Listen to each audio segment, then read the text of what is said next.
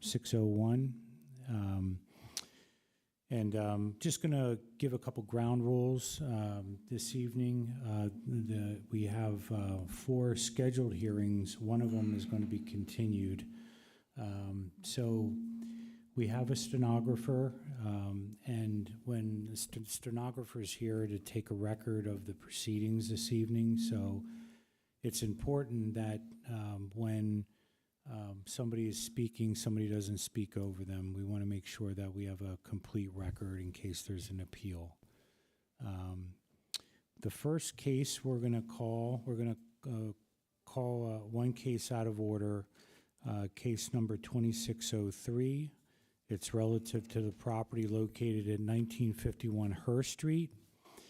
We'll open this hearing and just put in the record that that we received what I'm going to mark as Exhibit B1, which is an email from the representative of the applicant requesting continuance to the July 21st, 2025 zoning hearing board meeting. So we just wanted to announce that on the record so we don't have to re-advertise again for next month.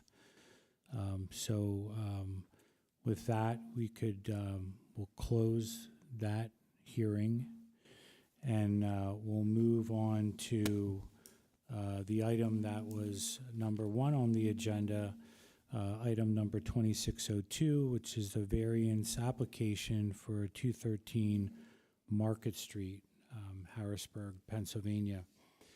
We're going to identify and swear in some witnesses, and then I'm going to mark some board exhibits. Mr. Knight, who is the Codes Administrator, Zoning Officer, could you please identify yourself for the record? Jeffrey Knight, Planning Director for the City of Harrisburg. Okay. And do you swear or affirm that the testimony you're about to give to this board is the truth and nothing but the truth? I do. Okay. And Steve, do you want to introduce yourself and who you're going to have as witnesses to testify this evening? Absolutely. I'm Steve Albrandt from McNeese, Wallace, and Nurek. We represent the Downtown Improvement District for the City of Harrisburg.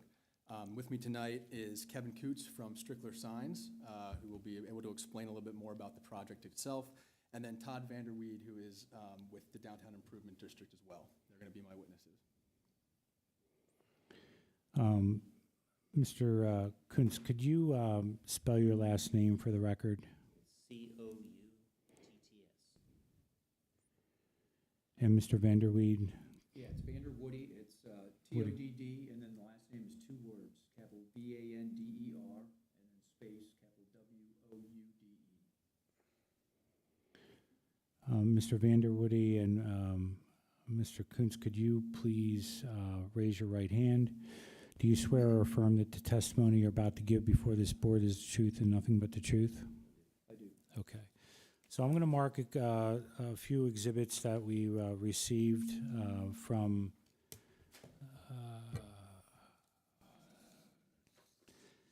I'm going to mark these as board exhibits. Exhibit B1, board exhibit number 1, is the proof of publication. The time and place and particular nature of this matter was advertised in the Patriot News, which is a newspaper of general circulation for the city of Harrisburg. And that appeared on June 1st and June 8th, 2025. Exhibit B2 is a letter dated June 12th, 2025, from the Planning Director, Jeffrey Knight, to the applicant, notifying the applicant of the time and place of the hearing. Board Exhibit number 3 is the hearing notice, which was posted upon the property in question. That occurred on March 26, 2025. Board Exhibit number 4 is the applicant's notification letters and to the required neighbors. Exhibit B5 is the application packet, including the narrative, photographs, and plans for the proposal. Board Exhibit number 6 is the deed to the property to establish standing.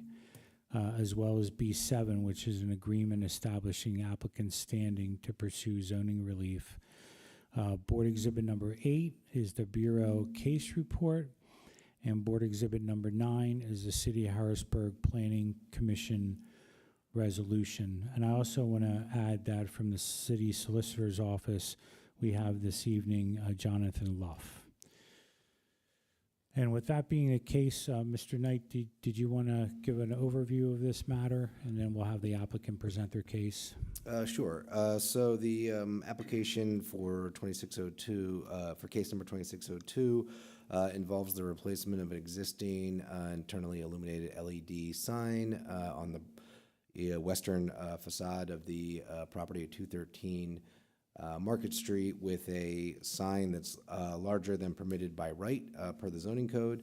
The allowance in the zoning code for the downtown center district in which the property is located is 75 square feet, and the applicant is proposing a sign of 175 square feet because there's already electronically changing messaging in the existing sign. That non-conforming aspect of the property and of the proposed sign can be continued moving forward.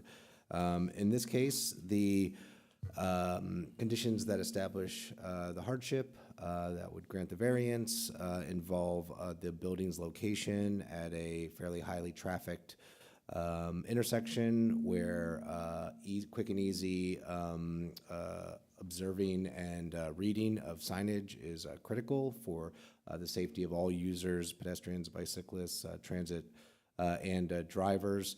Additionally, the specific location around the sign, especially if you're coming eastbound on Market Street, is a pretty visually congested area. You have both the traffic signals and other light poles and street furniture around the intersection. And then there's also a large clock tower that's kind of right in front of where the sign is as you're looking directly at it. And so, you know, all of these conditions obviously impact the legibility and visibility of the proposed sign. And so the applicants are requesting a sign about twice as large as the current one that is there on site in order to mitigate these conditions around the property. The applicants have also noted that for the most part, the messaging is going to be limited to that for public announcements and public events, as well as for the nonprofits. There will be advertising of the bank building on which the signage sits, but otherwise that's the only advertising for the private sector that would occur via the signage messaging. So for all of those reasons, the Planning Commission has recommended that the Zoning Hearing Board approve the request for the following condition. Because the applicant is predicating their request on driver legibility and safety, the Planning Bureau recommends that the signage limit message transitions to 6 transitions per minute per PennDOT guidance for billboards and previous approvals for similar proposals granted by the Zoning Hearing Board. And just to clarify, those are largely for billboards, but of course, you know, we would imagine that the conditions would be, you know, largely similar, more visibility on a highway, but also faster moving traffic. So kind of the slower moving traffic, but the more visual obstructions kind of offset each other there in that case. The Planning Commission is recommending the Zoning Hearing Board approve the request for the following reasons. The proposed signage will better promote publicly accessible activities and events held by government agencies and local nonprofits, and will not be used to advertise private businesses other than that of the property owner, and thus there's a significant public benefit component to the proposal. Given the context of the signage location on a large building facade at a major intersection in a visually congested area, the current sign is somewhat unnoticeable or illegible, and thus there is justification for allowing larger signage more conspicuous to drivers and pedestrians. Okay, thank you. Does anybody from the board have any questions of Mr. Knight at this point? Okay.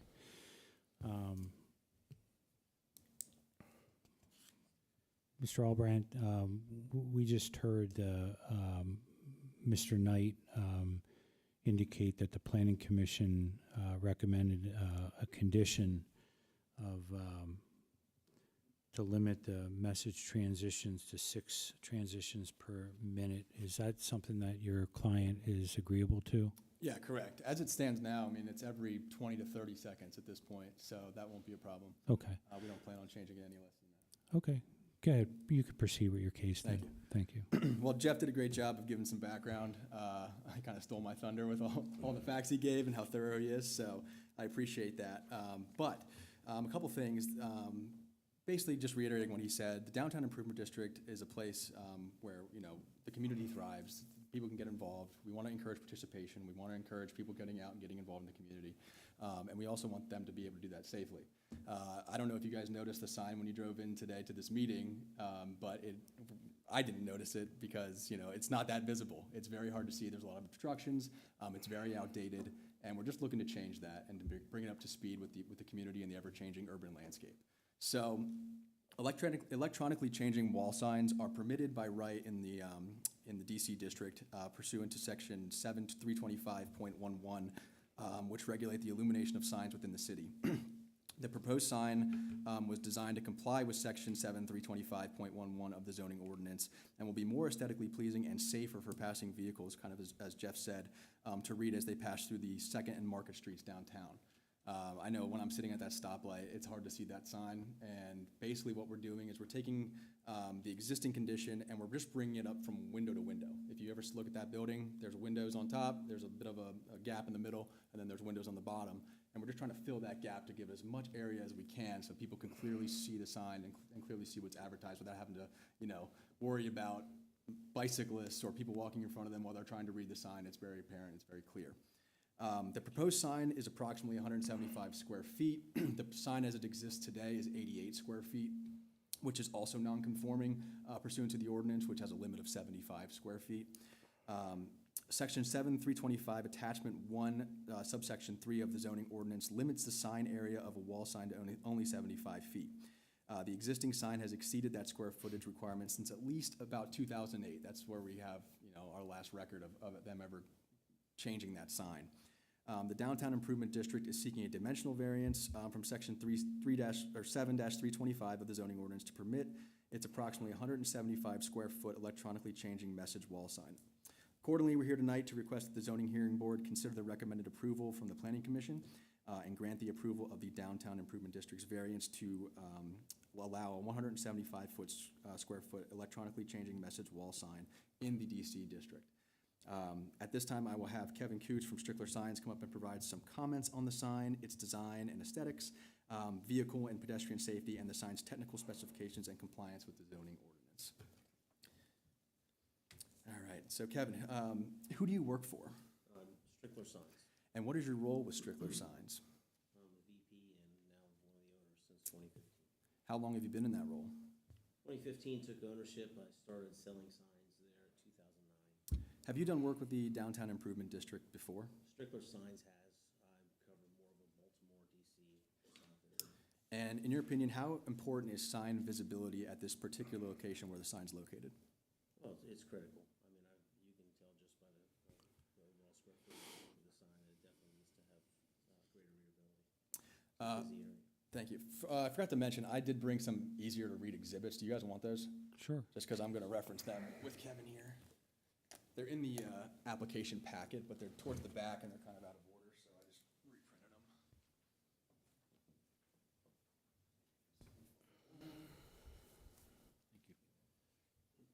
Thanks.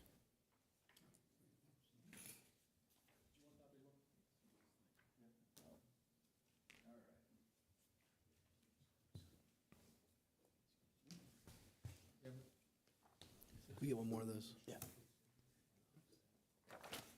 Thank you. All right. Okay. I have one. Yeah. Oh, sorry about that. Sure. All right. So before you is Exhibit A. What is it? It's an aerial image of the existing sign and the location of the sign. Is that okay? And can you please orient the board to the property as it's situated in this picture? Yes, it's on the west facade of the property on that lower left of Market Street and 2nd Street. And is this property in a busy stretch of the DC district? Very busy. Do a lot of vehicles and pedestrians see the existing sign from its current location? They do. And now before you is Exhibit B, so if you guys want to flip to the next couple pages here. What is this? That is the overall dimensions of the current sign. And please use it to describe the existing sign. The existing sign is 4'4" by 20'4". The actual visual display is 4 by 20. It is a 25 millimeter watchfire. It's the clarity is 25 millimeter. Most billboards, by the way, on the highway are 16. So that's an older model. Expired, actually. They don't make that product anymore. All right, and if you would turn to Exhibit C, which is the next page, can you explain what this is? That is an image of the new display. You can see in the upper right corner how it does go from window to window as he described. It is 7'5", which is a 7-foot image area, by 25'4", which is a 25-foot image area. It's a 10 millimeter for clarity. The closer the dots are together, the greater the clarity and the readability. All right. And will the proposed sign comply with all of the requirements of Section 7-325.11 regarding the illumination of signs within the city? Yes. And why is it important for that sign particularly to be 175 square feet? The current signage, it served its purpose, but it certainly needs greater clarity and readability for all the reasons mentioned earlier, And is the proposed sign safer for motorists to read? by far. Why is that? You can have greater images, greater clarity in text, larger text, because we've increased the overall size, shorter reads when you're moving and traveling. And is the proposed sign safer for pedestrians in the city? Yes, Okay. Is the proposed sign designed to provide adequate time and travel distance for motorists to safely detect, read, and understand the proposed sign and its contents? it is. And will the proposed sign alter the essential character of the neighborhood or the DC district? No, Can you explain why? it's the same technology that Okay. has been there, so it's no different. And does the proposed sign alter the development of any adjacent property? No, Is it detrimental to the public welfare? no, And in your opinion, is the minimum variance necessary to afford relief to the applicant? it is, yes. All right, that's all my questions I have for Kevin. Do you guys have any questions for him? I have one, I can't let anybody get away without asking at least one question. Keep my record intact.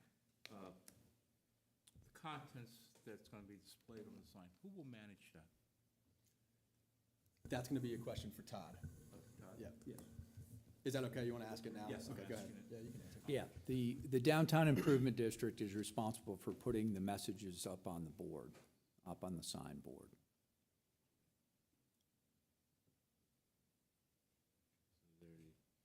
And let's talk about maintenance. Who will maintain this? I'm just looking at some of the specs, you know, of what you're gonna replace it with, or what's there, and what's being replaced. Who's gonna handle the maintenance of it? Month-to-month maintenance, annual maintenance, snowstorm hits and causes some problems. Who handles that? That'll be with Strickler. Strickler, As before, and I'll get a little bit into the history of the existing sign if you'd like.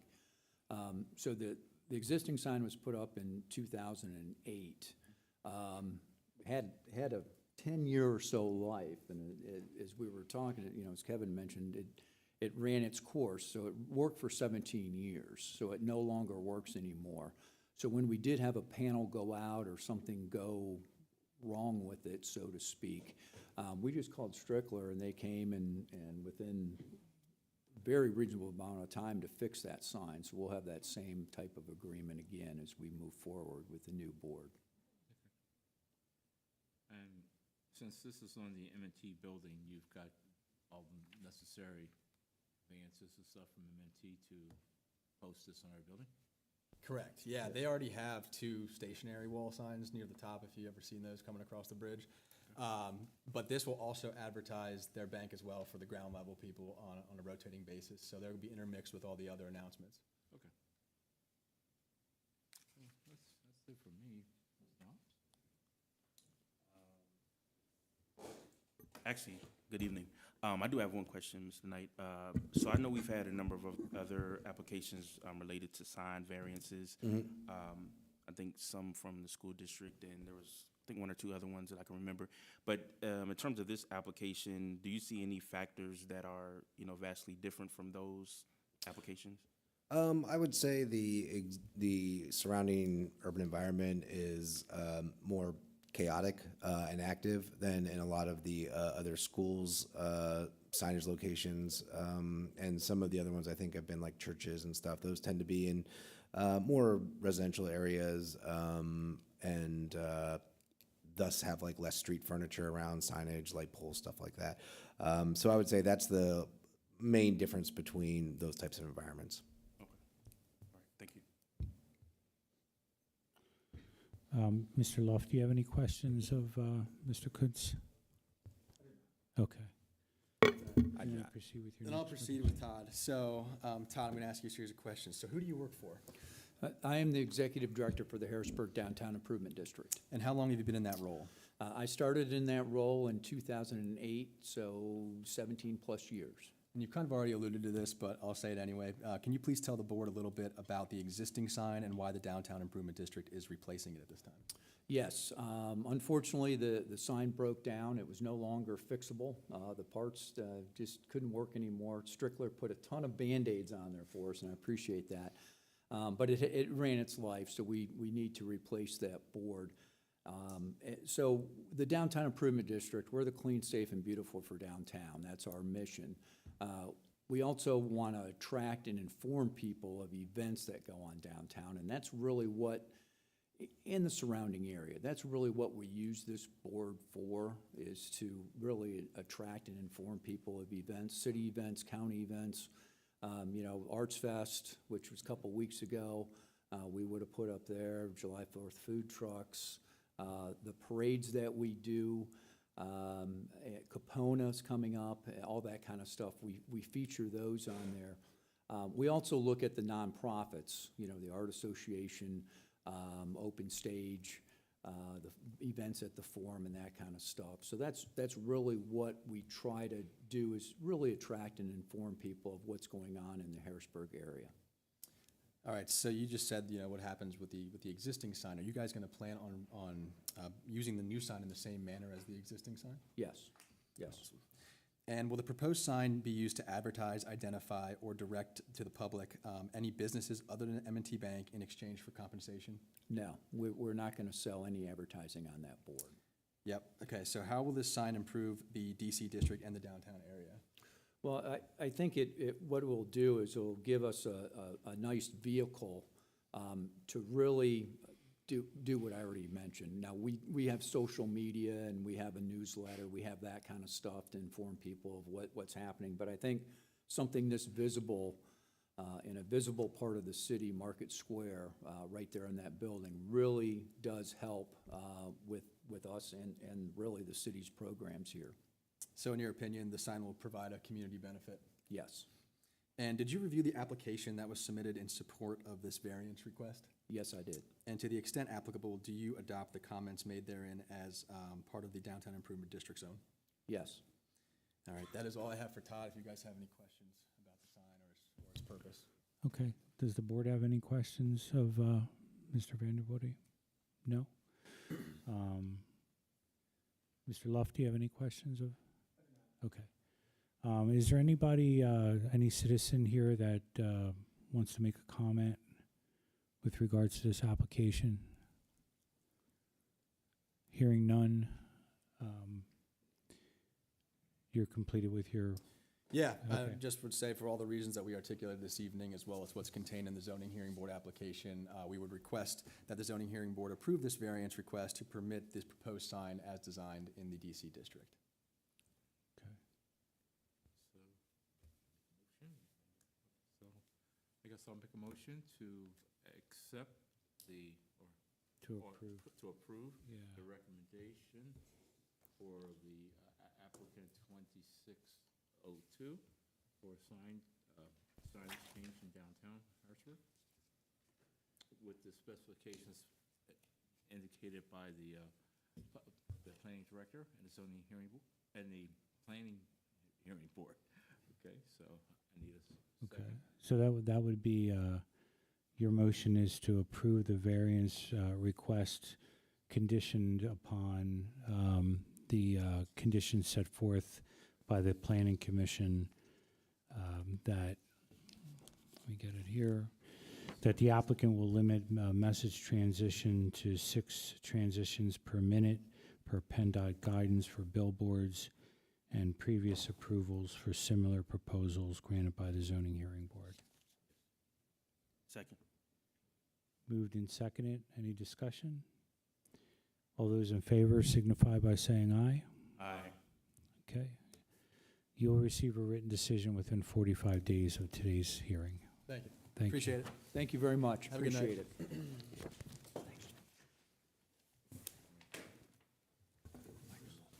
Thanks.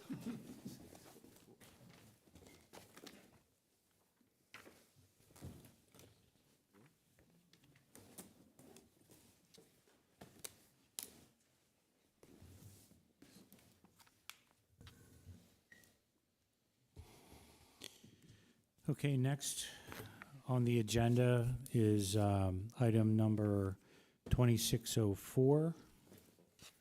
This is a special exception request by Bella's Events, and it's with regard to the property located at 1025 Market Street, Harrisburg, Pennsylvania, which is located in the downtown center district. Mr. Knight, you were previously sworn in at the last hearing. Do you agree that you are still sworn in and will tell the truth to the board? I do. Okay. The applicant, do you want to introduce yourselves, spell your last names for the record, please? Yeah, my name is Dale Hare, H-A-I-R. I'm with KD3 Design Studio, and I assisted the owner and the potential tenant on the application. Okay. My name is Stephanie Salas, S-A-L-A-S is my last name. I'm the owner of Bella's Events and the potential tenant to the property. Okay. Mr. Hare and Ms. Salas, could you please raise your right hand? Do you swear or affirm that the testimony you're about to give before this board is the truth and nothing but the truth? I do. Okay. And we'll know for the record from the solicitor's office, we have Jonathan Luff here present. I'm going to mark some exhibits that we've received, the zoning hearing board has received and has in their file. I'm going to mark as board exhibit number 1, proof of publication. The time and place and particular nature of this matter was advertised in the Patriot News. The ad appeared on the June 1st and June 8th publication of the Patriot News. Board exhibit number 2 is a letter dated June 12th, 2025. From the planning director, Jeffrey Knight, to the applicant, notifying the applicant of the time and place of this hearing. Board exhibit number 3 is the hearing notice posting on the property in question, which occurred on May 30th, 2025. Board exhibit number 4 is the applicant's notification letters to the required neighbors. Board exhibit number 5 is the application packet, including the narrative, photos of existing conditions, and business plan as a part of this proposal. Board exhibit number 6 is the deed to the property. Board exhibit number 7 is a commercial lease agreement establishing the applicant's standing to pursue zoning relief in this matter. Board exhibit number 8 is the Planning Bureau's case report, and board exhibit number 9 is the City of Harrisburg Planning Commission resolution. So we have board exhibits 1 through 9. And then with that, Mr. Knight, could you please give us a summary, if you would? Sure. So case number 2604 involves the establishment of an event space use on the subject property at 1025 Market Street. And as the board recalls, in the past, when they've reviewed these have been filed under a use not specifically prohibited in the zoning code per section 7-303.11 B of the zoning code. And for the most part, these are similar type uses to maybe a bar or even like a nightclub or dance hall, but they definitely have kind of different intensity of operations, different activities on site. When fielding inquiries about these types of uses, we often refer back to an application that was reviewed several years ago by the zoning hearing board at 2307 Berry Hill Street. And in that case, the applicant agreed to both prohibition on alcohol on site and capping their hours at 10 p.m. in that case.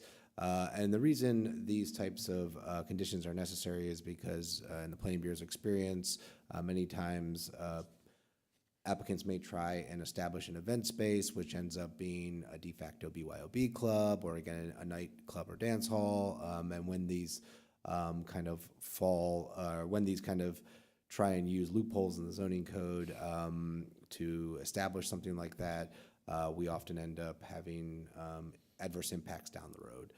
And so for, about last 5 years or so, the event space use, as it's become more popular in the city, has been filed and submitted to the zoning hearing board for their review under the use not specifically prohibited. In this case, we note that the property is in a fairly congested area. It's while it's in the downtown center, it's right on the eastern edge of that zoning designation, at a fairly highly trafficked intersection of Cameron Street and Market Street. The building itself has a commercial or industrial history. I think the most recent informal use was a motorcycle membership club, I believe. And prior to that, the last recognized use was, I believe, a furniture store. And there aren't really any housing units within probably, even a quarter mile of this property. Or at least 1,000 feet. And so any impacts to the surrounding community would be limited, especially in comparison to some of the other uses in the neighborhood, like a restaurant that's in the adjacent property. There's a gas station, caddy corner on the property, auto repair and auto sales uses down the street along Cameron Street. And so, again, we anticipate that there will be very minimal impacts. The one thing that we did want to make sure of was that parking would be accounted for in this use. The property's in the downtown center, which does not require parking. But obviously, if you're going to be having events, especially with upwards of 90 people, which is the limit that the applicants have indicated in their business plan and in their testimony at the Planning Commission meeting, there's going to be some people driving. While there is parking along Market Street, although there is none on Cameron Street, there are fairly few spaces there, maybe 4 or 5, and it's anticipated that, you'd have more vehicles than that for, most of your events. So we did encourage the applicant to secure off-street parking, whether at one of the nearby surface parking lots or a parking lot that accompanies another use, like across the street at 1028 Market Street. That property has a accessory surface parking lot at the rear of it.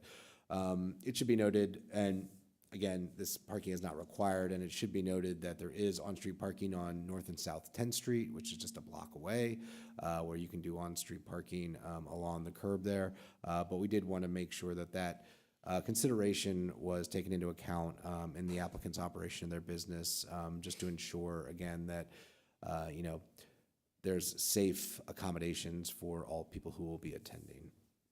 With that being said, the Planning Commission recommended that the zoning hearing board approve the request with the following conditions. Given the location within the AE floodplain and the floodway, the applicant and property owner must ensure that any investments in the property are submitted to the Planning Bureau for consideration and review against the floodplain regulations and best practices before work can commence. And per their testimony at the Planning Commission meeting, the applicants indicated that there will be only minimal or cosmetic investments being made, paint, things of that nature. The Planning Bureau recommends the applicant consider coordination with the owners of nearby surface parking lots, such as 1001 or 1028 Market Street, to secure leases for off-street parking spaces so that patrons do not end up parking on the sidewalks near the property. And again, you know, that's not something that's required, but something that would be recommended for the safety of all attendees. And with respect to the sidewalk parking, that's something that the Planning Bureau staff has noticed just informally while driving by the property, and not attributable to this business, which has not been set up yet, but other businesses kind of on that block at that intersection, people just feel more comfortable driving up onto the sidewalk so that their cars aren't going to get like sideswiped or anything. So that's why we recommended, you know, finding surface parking or finding parking in a surface lot. And finally, the applicant must ensure they conform to the operations as outlined in the submitted business plan, including a prohibition on alcohol consumption and having operations end no later than midnight. And that is something that the Ms. Salas has agreed to in their testimony at the Planning Commission meeting. The Planning Commission recommends the zoning hearing board approve the request for the following reasons. Property is located in a mixed-use corridor with nearby commercial, industrial, and institutional uses, but no nearby residential units, and thus the proposed use should not have an adverse impact on the neighborhood. The applicant has provided a detailed business plan confirming that no alcohol will be consumed on site and that events will not run past midnight. As such, the proposal is similar to a previously approved event space use at 2307 Berry Hill Street, located in a residential neighborhood which has not had adverse impacts on the community. And finally, the proposed development will activate an existing vacant building with a use that will accommodate the special occasion needs of local residents, helping to activate the area on nights and weekends. Thank you, Mr. Knight. Ms. Salas, you heard the three conditions that Mr. Knight just indicated that were conditions from the Planning Commission. Are you agreeable to those three conditions? Yes. Okay. Mr. Hare or Ms. Salas, if you'd like to present your case. I mean, the only thing is on the parking, the owner of the property has been in contact with the adjacent people there. He doesn't have a written agreement with them right now. He has some verbal agreement that they are, and they're still working on that.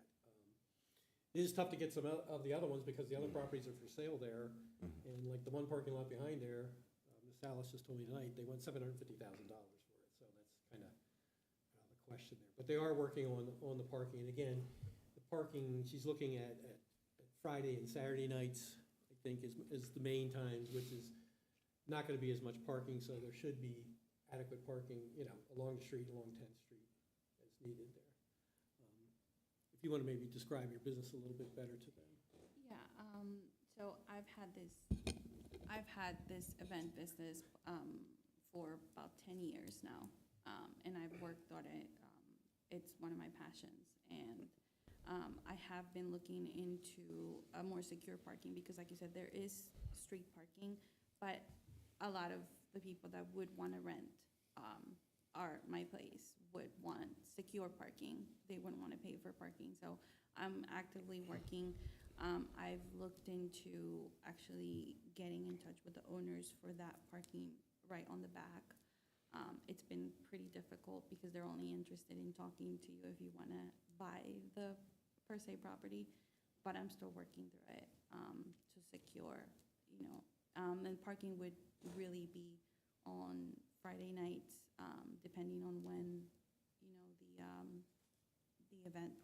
the events would happen, Friday nights or Saturday afternoons, nights. And could you tell the board a little bit about the type of events that you're envisioning that you're going to have at Sure. this facility? So what I want to provide is a space for people to hold special events like birthday parties, anniversaries. If a business wants to have a conference or anything like that, I'm an event planner, so I want to provide packages where people can come and have an event place where they can find decorations. I can help them organize everything that they need and have them basically just come and do whatever they need for birthday parties, weddings, wedding receptions, things like that. Wasn't one of the things also with the Hispanic community, Correct. I forget the terminology. Oh, the Quinceañeras. quinceañeras. So the sweet 16s in my community, the Hispanic, which is a vast large of my clients, we celebrate the 15th year of age, and a lot of people at that same street, Market Street, at that church, St. Francis of Assisi, they hold almost every Saturday, there's a quinceañera there. So I'm a part of St. Francis of Assisi and have been part of that church for many years since I've been here. So they're always looking for a safe place close to the church to have their receptions and celebrate those special moments. Okay. And I think you originally testified that this is something that you've been working on for a number of years. Yeah, I've been working as an event planner decorator for about 10 years. My event used to have another name after I had my daughter. Her name is Bella, so I chose to name it after her. I'm a single mom that's just wanting to, have her dream and have this business for me and my daughter, of course. Okay. Does the board have any questions of either of the two witnesses? Yes, good evening. So in terms of, I guess, the occupancy of the building, or what would you expect in terms of the maximum number of, attendees at one of the said events that you would have? As I stated on the business plan, it would be 90 people would be the capacity. Part of that is also because the building currently is not sprinklered, and if you go beyond that, then the building would have to be sprinkled. Mm. Okay. Thank you.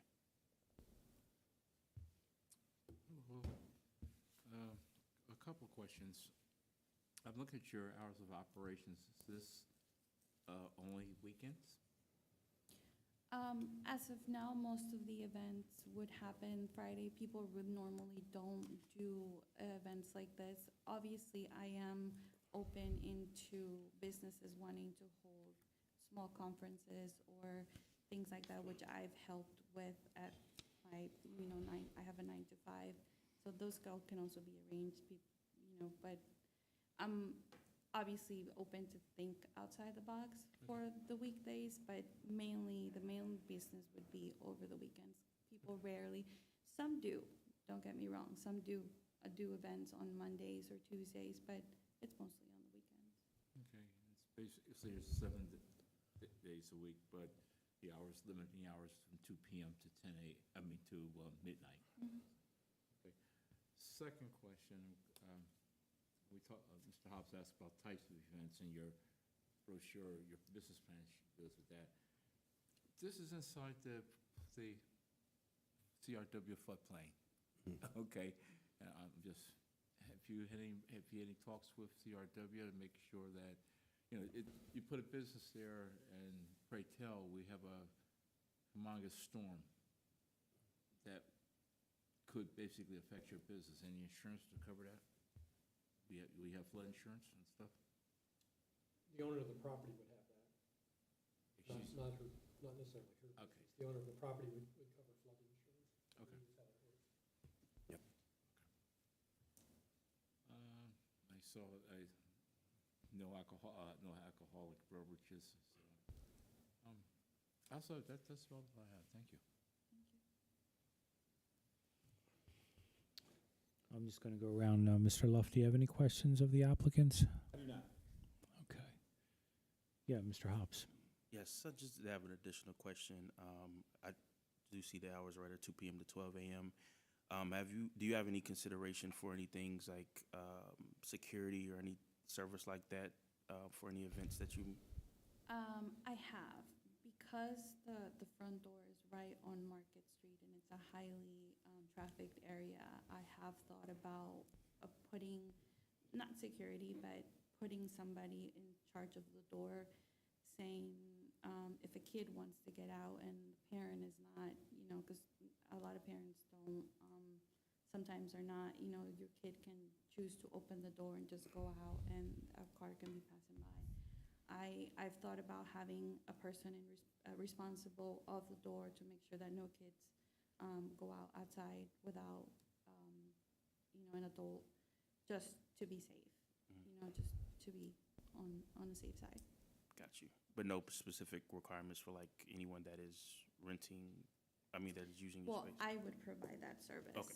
when renting the person, so that would be when I charge for said event, the hours, I would include that for the safety of my business. Okay, thank you. Any other questions? So, Ms. Ellis, you're leasing this property, correct? You're not the owner? I am not the Make owner. sure I got that down. Okay. Have you ever reached out to, when you have events that you get up to 90 people there, reach out to Harrisburg Police Department to maybe do a dry ride, make sure that everything is safe? Even though it's on Market Street, and that's probably one of the easiest corridors for them to do the patrols. Okay. I haven't, no. Would you know, when you have these events, would you be notifying the city of Harrisburg, the business people here, letting them know that you're having an event and, again, put it up on channel 20, or let them know that it's going to be something out of the ordinary? If it would be a community-wide event, sure. Okay. Thank you. Okay. I think I know the answer to this, but is there anybody here from the community that has any comments? Just let the record show that they're not. Is there anything else you have to present, or is that everything? Okay.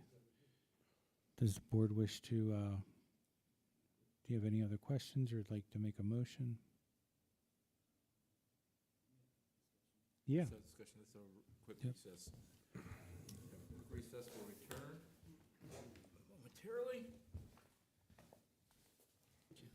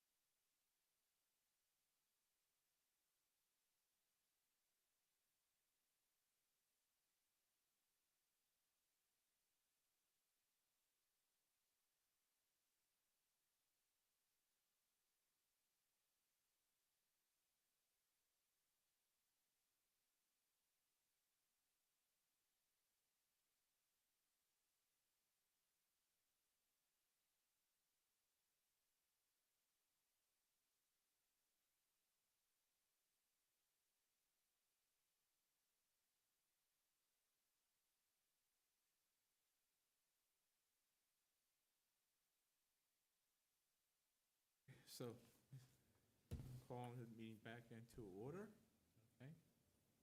All right, I am going to make a motion to approve the application 2604 at 1025 Market Street, keeping in mind the conditions set forth by the Planning Commission. I'll second. Moved and seconded. All those in favor signify by saying aye. Aye. Okay, motion passes. You'll receive a written decision within 45 days of today's hearing. Okay, thank you. Mercantile permit. You get mercantile. I'll approve it tomorrow and send it to codes. Okay. You're the, you're mercantile. Last one here. And send it down to codes bureau. Thank you.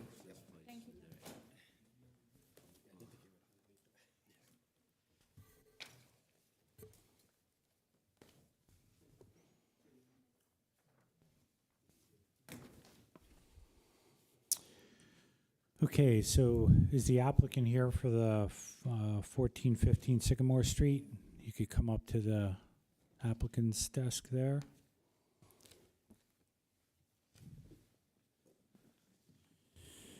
Okay, we'll call the next matter, which is number 2605.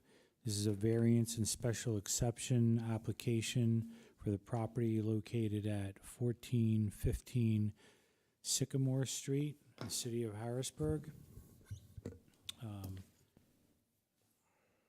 Jeffrey Knight is the Codes and Zoning Officer. You were sworn in previous hearings this evening. Do you agree that you'll continue to be sworn in and testify truthfully before this board? I do. Okay. And then the applicants, could you please identify yourselves and spell your last names for the record so the court reporter has them accurately? Yeah, my name is Saad Ali. It's S-A-A-D, and then the last name is Ali, A-L-I. Okay. The name's Hassam Ali, last name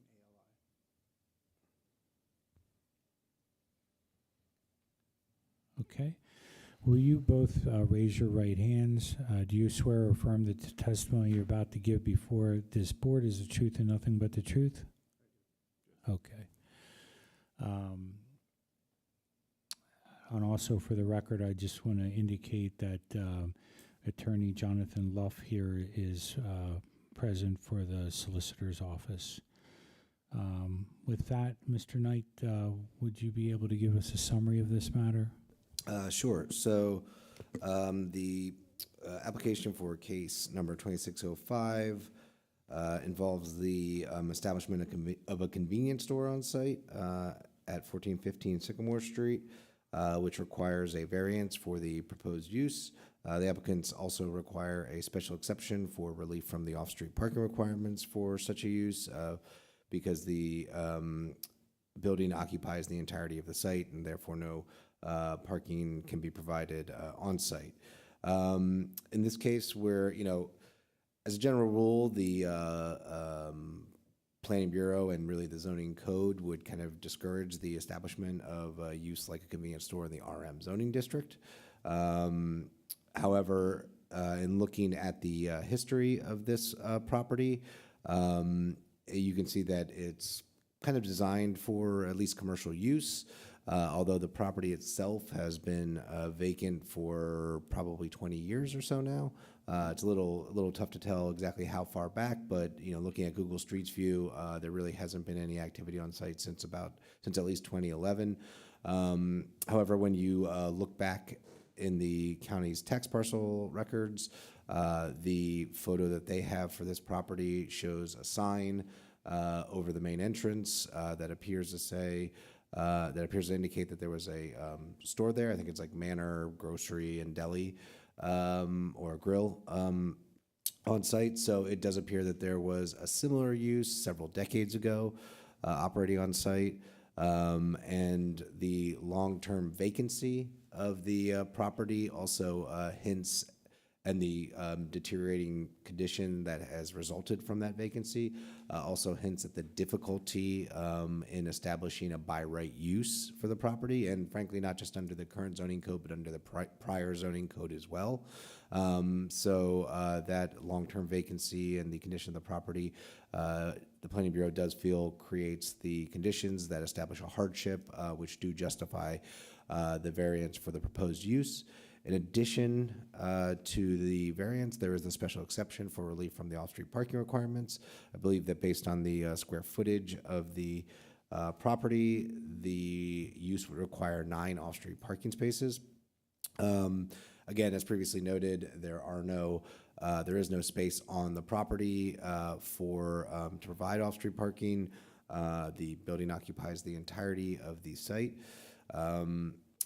So the question becomes whether the property can meet the criteria for relief from off-street parking.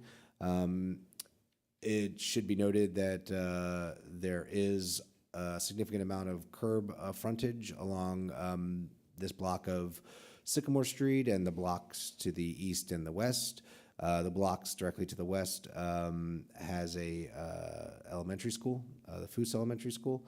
And during informal visits to and through the property, it's generally observed that there is sufficient parking on the side along the curb to accommodate any demand from the proposed use. When I went and posted the property and took pictures, even though the school was letting out, which is right around 3 o'clock, 3:30, I was able to find a spot right in front of the property, just directly to the east. And during that time, it's the most, if anybody's been there, it's the most, busiest time there along that corridor as school's letting out and parents are there to pick up children. But for pretty much any other time, there's a significant availability of parking along the street there. Additionally, for uses of this type, most of the customer base and the clientele come from the surrounding neighborhoods and are likely to walk here. It's not the type of use that would necessarily generate long-distance trips or have a customer base from a large catchment area. And between this availability of on-street parking and the expectation that the customer base will largely walk or maybe bike to the property, the Planning Bureau feels that the property does meet the conditions that justify both the variance and special exception. The Planning Commission has recommended that the Zoning Hearing Board approve the request with the following conditions. The applicant must ensure the business conforms to all specific criteria outlined in Section 7-309.2Q of the Zoning Code, which largely relates to the storage of materials outside, having security both inside and outside the building, and then having trash receptacles outside of the building, and the signage regulations outlined in Chapter 7-325 of the Zoning Code. The applicant may not keep products, displays, freestanding signage, or any other materials in the yard sidewalk in front of the building. And finally, the applicant must allow the Codes Bureau to perform a comprehensive inspection of the entire property and building to ensure aspects such as utilities and access points are up to modern codes and to ensure the structural stability of the building. And again, this goes back to the long vacancy of the property. It's likely, maybe stuff has been taken from the building in terms of like wiring, and we want to make sure that if the use is approved, that the space is going to be safe for not only the employees but also the general public.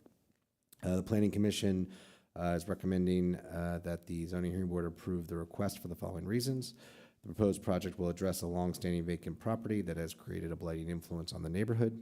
The proposal will reestablish a convenience store use on site that appears to have existed several decades ago and reactivate a vacant storefront.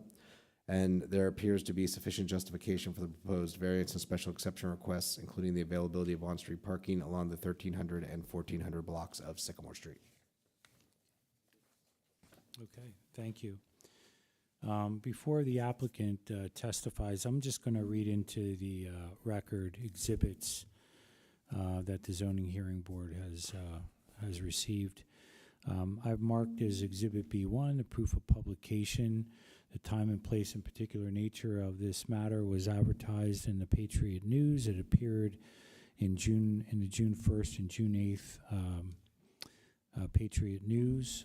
B2 is the letter dated June 12th, 2025, from the Planning Director, Jeffrey Knight, to the applicant, notifying the applicant of the time and place of the hearing. Board Exhibit number 3 is a hearing notice, which is posted upon the property in question that occurred on May 30th, 2025. Board Exhibit number 4 is the applicant's notification letters to required neighbors. Board Exhibit number 5 is the application packet, including photographs of existing conditions, floor plans, and a business plan. Board Exhibit number 6 is the deed to the property. Board Exhibit number 7 is the Planning Bureau case report. Board Exhibit number 8 is the City of Harrisburg Planning Commission resolution. And then just very quickly to the applicant, Mr. Ali, and Mr. Ali, you heard of the Mr. Knight go over the 3 conditions that are recommended by the Planning Commission. Are you agreeable to those 3 conditions? Yes. Okay.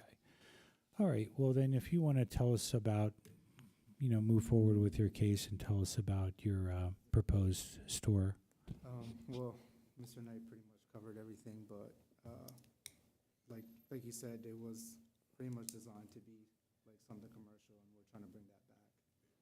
It was a store a couple years back, and we're just trying to redo it the way, it was. And it's a need, because a lot of people in the community, asked us when we're going to open up and stuff. So, and we want to, bring some new products in there, like fruits and vegetables and stuff like that, it's needed in the area. Okay.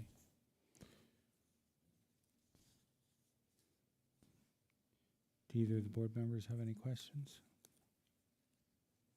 Okay. Good evening, thank you. I had a couple of questions, and I think you, Mr. Knight, hit on it. Security issues, because again, you're going to be opening up a convenience store, and if my memory serves me well, that area can be exciting. Yeah. Okay. So how are you going to go about addressing that? And So we have security cameras and stuff like that are going to be installed, so throughout the building. 24/7? Yeah. Okay, no on-site security? Yep. Have you worked out any agreements with HPD to monitor those cameras? Well, there's always patrolling going on in that neighborhood. I think a couple years back, it was exciting, as you said, but I think it's calmed down. It's gotten a lot better. As Mr. Knight said, there is a school nearby, so there's always patrolling going on there anyways. And those security cameras, that retention of that information for just how long? So they're 24 hours, but now these days, you can monitor over the phones and stuff like that, so there is. Cameras, video Yeah, capture feeds and everything. stuff, and Yeah, you could pull back and go to the exact time if you're looking for something. okay. Your hours of operations, I see your application, you're saying,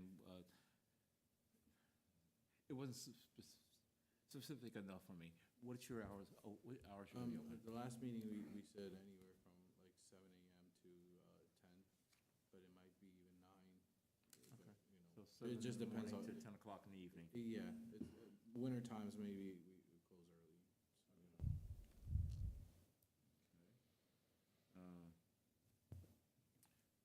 Since this is in a residential area, have you canvassed the neighbors to basically say how receptive they are to this?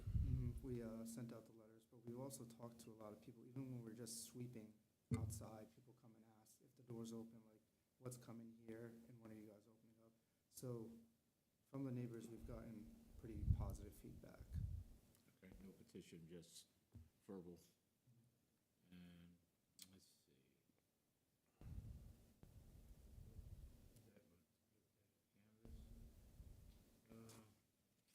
In that area, have you looked to see how many other convenience stores within 1 mile square, 1 mile area of where you're going to be opening this up at? Your competitors. They're They're on the other side, maybe. but we. 13th is, there's a shopping Center right there at 13th and Sycamore. Okay. But I'm thinking, you know, as you go, and then, stop me if I'm wrong, 15th, about 2 blocks further, there's a convenience store in the corner there too. Right across from the Hoover Homes, yes. So, I think there's one further up, but have you looked at that? Yeah, we did, but what we serve is a little bit different, and we're trying to bring in like halal products as well, because that's like a need, like meats and stuff like that. So we want to like have like deli products in there and stuff, different from what the other ones are offering. Like, again, like I said, like fruits, vegetables, and stuff like that. I also see your revenue strategy, you'll be accepting SNAP EBT cards, credit cards, something with the fines that are coming down in the SNAP and EBT program. How will that affect your business plan? We're just gonna have competitive prices. Okay, and mobile payment. Okay, that's all I have now. Thank you. Thank you. Mr. Hobbs, you have any questions? I had some of the same ones that Mr. Phipps had, but I just one additional question. So in terms of you being a convenience store, is it just directly just for the sale of food and beverage and some other items, or is there going to be things like, I know you mentioned deli, so is it going to be, you know, where you're preparing ready to serve food and different things of that Yeah, 'cause nature? it's a need in the community, so yes. Okay. All right. Thank you. I have one more question, because I'm a stickler for this. Convenience stores are a generator of a certain amount of refuge on our streets. How will you handle that? Basically, keeping your place clean and keeping the surrounding areas clean. I mean, I'm sorry, but I've done a lot of cleanups. Yeah. And I call it walking around, and I can tell, you go, you buy it, walk outside the store, and it gets discarded. And that basically contributes to the delinquency of the neighborhood. I get it, and that's what we want to have it, like, you know, occupied where somebody's there. Like, sometimes we come there and there'll be like, because it's a pretty heavy traffic area and people will throw stuff, and then he's going there sweeping and stuff. So if somebody's actually there, you know. It'll be more consistent. Yeah, it'll help out with keeping the area clean. Because I once proposed a city convenience store, put an extra bounty on it. Anyway, the convenience store said, okay, to keep the place clean, because like, again, we see that. So you are gonna basically pay close attention to that, because again, the neighborhood doesn't need anything else negative about it. And trash and refuge is something that affects that neighborhood. Okay? Thank you. Sorry for that. I'm editorializing. I just had one question, just for the full scope. Other than food products, are you going to be selling anything else at your store, like tobacco products or vaping or anything like that? Maybe some tobacco products, but no vaping. Okay. Won't be applying for beer distributor here, so like any type of alcohol. I was just wondering, not to me. And then, okay. Slot machines. And then I had a quick question for Mr. Knight. You had indicated before that you didn't believe that it was really possible for this site to be developed as a permitted use in this zone. It's been vacant, you said probably for around 20 years or so.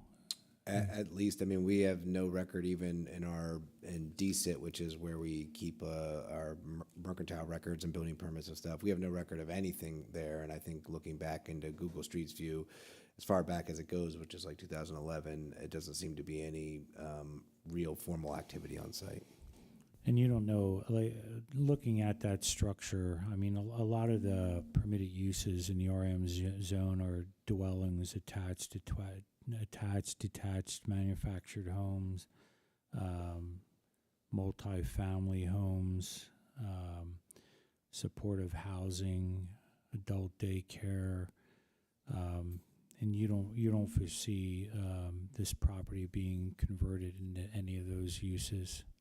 I don't think so. Again, the first floor, I mean, the building does look like it was constructed for commercial use. And I think with like the layout of the first floor, there's not a whole lot of space there. So something like an adult daycare tends to be larger. You have congregant spaces, things like kitchens and larger stuff like that, that I don't think a property like this would accommodate a use like that. Okay. And it looks like from the photographs that it had some, 2 or 3 of those steel roll-up doors in the front. Was that for deliveries, do you think, in the past, or was that opened up in the past for? I think those are for security reasons. It'd be Okay. something that like you'd see in a city or something when they close at night so that somebody doesn't break in through the window or something. If see. you look far enough back in the county's records, there were it was like 3 side-by-side windows on the left, and I think the side on the right would have been a door, so there were like 2 doors in the front. So I think it was purely a matter of security there, not like delivery or something. Okay. And Mr. Ali, either one of you, have you raised those doors? Are there windows underneath? Okay. And that would be the front of the building when somebody would come in, and then you'd be able to secure them with those steel doors? Secure the windows. Conditions, you could move them up and down. So when you open up, you would open them up, and then when you're ready to close, you can shut them down. Or is there a way to lock them? Yeah, so it Okay. has like a locking mechanism in there where you put a lock there. Okay. Are there any other questions from the board? Mr. Luff, do you have any questions?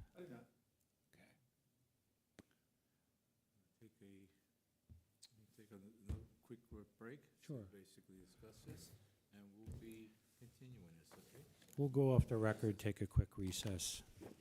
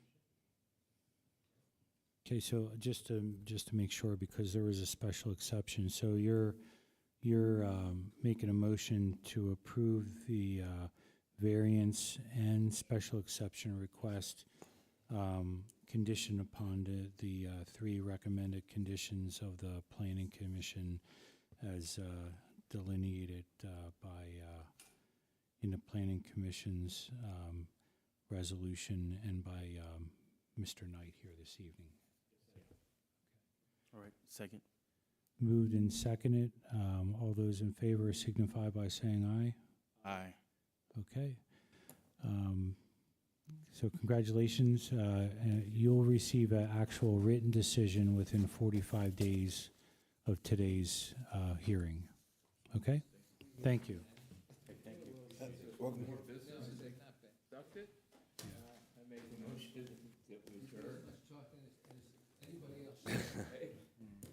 Second.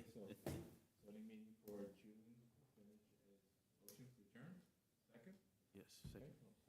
I will see you in July. Right. And you're gonna get used to me. Jeff knows I will ask questions.